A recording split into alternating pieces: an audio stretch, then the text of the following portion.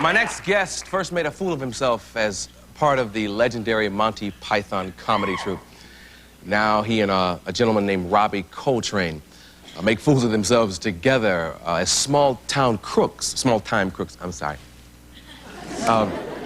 hide out as nuns. And the movie is called Nuns on the Run. I'm sure you've seen trailers on television, but I got something for you right here just in case you haven't.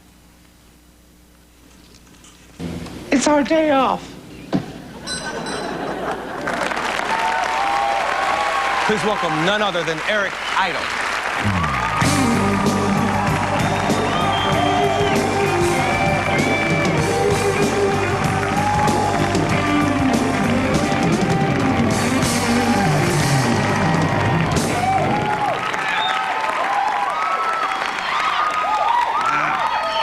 How do you feed them? Talent.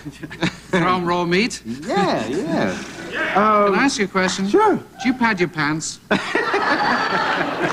Well, you know, this year they just started letting talk show hosts pad their pants. Are they good? I wasn't sure just how much to put in, you know. Well, you know, it's different in syndication than network. Oh, good.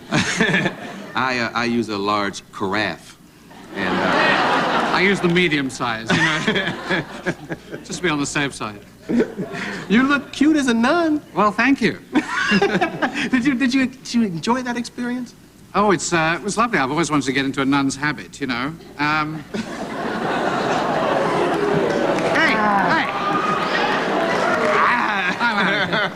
We'll take a vote on it, okay? Have you ever known a nun? Yeah, well, I once had dinner with Sally Fields. Does that count? I'm not sure. Before she was grounded. I'm not sure if that counts. I'm just wondering how you did your research. Well, we actually had a technical advisor on the set, Sister Mary Agnes, who told us when we were right or wrong. Yeah. Nuns are celibate, right? Nuns are celibate, yes. Now, to get into the role, did you practice being celibate? I practiced for about 20 minutes. I didn't do very well, unfortunately. My wife's knocked up now, so she's 5 months pregnant. You're supposed to applaud, aren't you? I mean, you know, that's a cheap leave the thing. I always applaud for people when they say my wife is pregnant. Yeah, exactly. Like no one's ever done it before, you know? It's like a Nobel Peace Prize or something. What was the movie Life of Brian? Now, didn't you get flack from religious groups on that? Yes, we got a lot of flack from religious groups, which was quite strange. I suppose we had to expect some of it. We were sort of being kind of nasty at a certain stage about religion. Now, are you worried about getting flack on this? Oh no, this is much nicer. We're kind of more gentle, and it's much more funny and charming than Brian. It's not really being savage at all. Yeah. What didn't they like about Brian? Well, basically, you know, if you run a religion, you're basically trying to dominate people through fear. And the one thing that comedy does is to destroy fear. I mean, that's why basically people make people laugh, so they won't be able to hit you. You know? It's an aggressive form of cowardice. That's an interesting way to look at it. So if you actually attack them and say, look, you're frightening and terrifying people, and make them ridicule, make them objects of fun, then they don't like it. Wasn't there a nun that stripped in that? Not in that, no. I think you're thinking of Germaine Greer, who I once was in a college review with in Cambridge many years ago, and she used to come on and dress as a nun and do a strip. Really? Yes. Oh, yes. She was very young then, quite naughty. And, you know, she used to bet me that she could seduce the entire cast of this show we were on, but she got stuck on the band.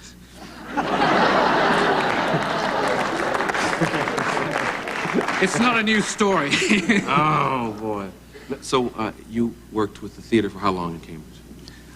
Well, we had a sort of comedy group in Cambridge called the Footlights, which was like a review group, which you just did a review all the time. And I met John Cleese there and Michael Palin, and you know, we just practiced review. Yeah. Just sketches. Where did the name Monty Python come from? Gee, it's not a particularly interesting story. Really? Yeah. Sure you want to ask? A great name, not an interesting story. No, it sort of evolved. The BBC kept calling us the Flying Circus. They wouldn't stop calling us that for some reason. And we gave it a name, and, you know, just this name came out of the blue. Yeah. That's one of the best stories I've actually heard. It's one of the worst No. I've ever told. No, but I always wanted to ask you that. If I ever met you, I was going to ask you about Monty Python. We'll be right back with more Eric Idle.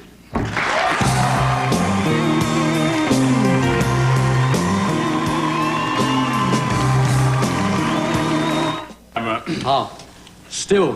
Whoa!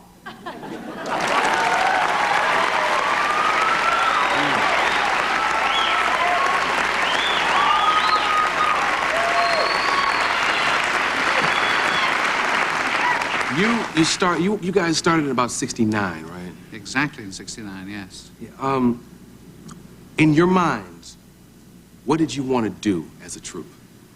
Well, what we were trying to do was just not do something that everybody else has done. We didn't have a very clear idea what we wanted to do, but we knew very clearly what we wanted to avoid, which was the usual kind of light, bland entertainment show with a singer in the middle and sketches that ended and polite applause. Yeah. So we just steered clear of everything that was safe. Okay. So you did a lot of teasing or mocking authority and teasing religion, a lot of nun stuff in your life. Yes. I'll be punished for it, I'm sure. No. I don't think so. No, maybe not. Maybe for Comedians' hell, do you think they're big? comic purgatory. Maybe for dressing up like a woman, but... Well, now. Well, okay, excuse okay. me. Oh, wait. Oh, wait a minute.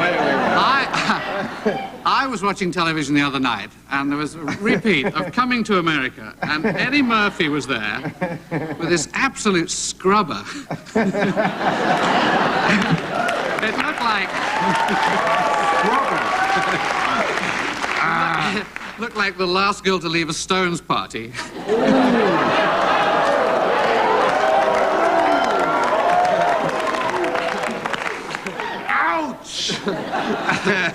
Do you think you'd have been a pushover or what? That's fun, though. It is fun, isn't it? Yeah, once. Twice a pervert? Yes. Yes. Oh, man. You all became popular all over the world, didn't you? Well, eventually, yes. Luckily, after we'd finished. Is it like Bonanza? Can you go to some countries and see it dubbed into Japanese? Yes, they're still waiting to get the jokes in the Eastern Bloc, you know. The parrot is still alive in Poland. Yeah. Somebody said they renamed it somewhere. Yes, in Japan, when they put it on television, it actually went to #1 and replaced professional golf at the #1 slot. And we asked them for the translation of it, and they translated the title back into English for us. And the title in Japanese was Gay Dragon Boys.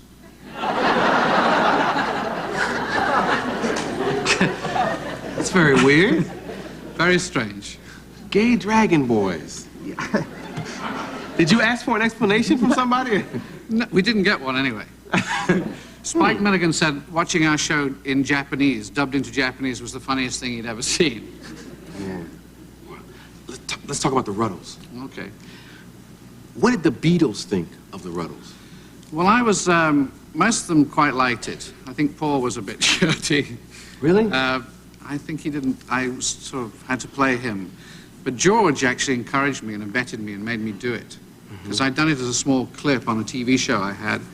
And he said this would make a great documentary. And he showed me all sorts of secret files and films that they made of the Beatles, which they never released. A film called The Long and Winding Road, of them all disagreeing and arguing. And it was very helpful and interesting. And he's actually in the film, you know. George is actually appears in it. You and George are friends. You've worked together and everything. Yes. Yes. In a sense. Very lucky. And this is, the Nuns on the Run is one of his films. It's a handmade film. Yes, that's great. That's So his he company. paid for it. Yeah, yeah, definitely. You worked for him, and you all have a good relationship, and the movie opens when? The movie opens this Friday. This Friday. Please go. They'll go. Nuns on the Run, Eric Idle. Give it up.